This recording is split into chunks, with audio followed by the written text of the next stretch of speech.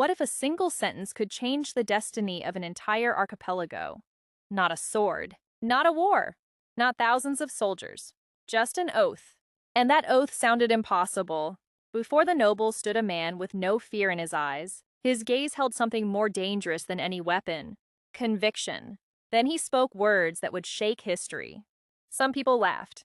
They thought he was chasing a fantasy. That time, the Nusantara was divided into countless kingdoms, separated by vast oceans, and divided by competing interests. Every island had its own ruler. Even Majapahit itself was far from stable. Intrigue grew behind palace walls. Ambition became the currency of power. Trust became a rare luxury. And in the middle of that chaos, a name began to emerge. Gajah Mada was not a nobleman. Nor was he born into royalty. He was simply a soldier with a grand vision. Then rebellion erupted. The palace descended into chaos. Officials fled in panic. Everyone was trying to save themselves. But Gajah Mada chose to stay. He protected his king, risking his own life to do so. For days they hid from danger. While planning their return, loyal forces slowly gathered. Eventually the rebellion was crushed, and Gajah Mada's name began to spread. Loyalty earned trust. Trust brought power. One position led to another. But his mind was already far beyond the palace. He saw the Nusantara as a single entity, not as scattered kingdoms, but as one connected world, a future no one else could yet imagine. Most people called it impossible, too ambitious, too distant. But not for Gajah Mada. The Palapa Oath was more than words. It was a blueprint. And that blueprint was set into motion. Some regions chose diplomacy. Others accepted Majapahit's influence. But many refused. And refusal often led to war. The seas became pathways of expansion. Majapahit's fleets continued to grow. Its influence spread farther than ever before. The name Majapahit echoed across the islands, and the oath began to seem possible. Years passed. The fleets kept moving. Island after island entered Majapahit's sphere of influence. Some submitted peacefully, others negotiated, and some chose war. Every victory strengthened Majapahit's reputation. Slowly, the dream moved closer to reality. Gajah Mada never stopped. He lived for his oath.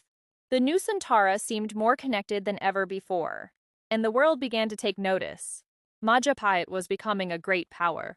Trade flourished across the seas. Ships arrived from distant lands. Wealth flowed into the capital. But prosperity always creates new problems. Envy began to grow. Some nobles felt threatened. Gajah Mada's influence had become enormous. For some, it had become dangerous.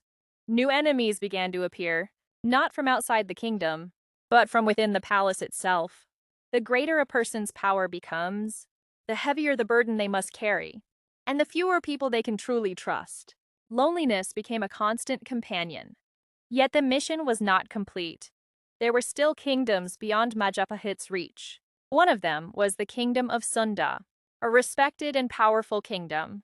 Then an opportunity for peace appeared. A royal marriage was arranged. Many hoped it would end old tensions and begin a more peaceful future. The Sundanese delegation arrived with honor. They carried hope. They carried trust. But something began to change. Misunderstandings emerged. Pride began to speak louder than reason. Tensions rose with every passing hour. No side wanted to back down. Peace slowly began to fracture. Only a single step remained before disaster. Everything could still have been prevented. But no one stopped it. Then the tragedy of Bubat erupted. Sword met sword. Honor turned into bloodshed. There was no retreat. There was no peaceful solution.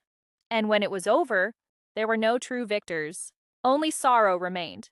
And Gajah Mada's name became tied to the tragedy. For the first time, the legend began to crack. Trust started to fade, and the cost of the oath became visible. The tragedy of Bubat changed everything. Whispers spread throughout the palace. Questions came from every direction. Who should be held responsible? Many eyes turned toward a single man, Gajah Mada. Those who once praised him began to distance themselves. Allies became silent observers. Support slowly disappeared. For the first time, he tasted defeat. Not on the battlefield, but inside the palace itself. Yet one thing never changed. The oath still lived within him. The Nusantara was closer than ever to his vision. Sea routes were becoming more connected. Trade continued to flourish. Relationships between islands grew stronger. Majapahit's influence reached distant shores. The dream was nearly complete, but victory felt different now. There were no celebrations, no joy, only silence. Outside the palace, the people saw greatness. They saw prosperity. They saw powerful trade networks. They saw stability and strength. But a leader sees things differently. He sees the price behind every victory. Thousands of lives, countless sacrifices, grief that history rarely remembers, all for a single vision. A vision that was nearly fulfilled and nearly cost him everything. Time continued to move forward, and no man can defeat it. Even legends grow old. Even the greatest figures fade with time. The sun began to set on an era.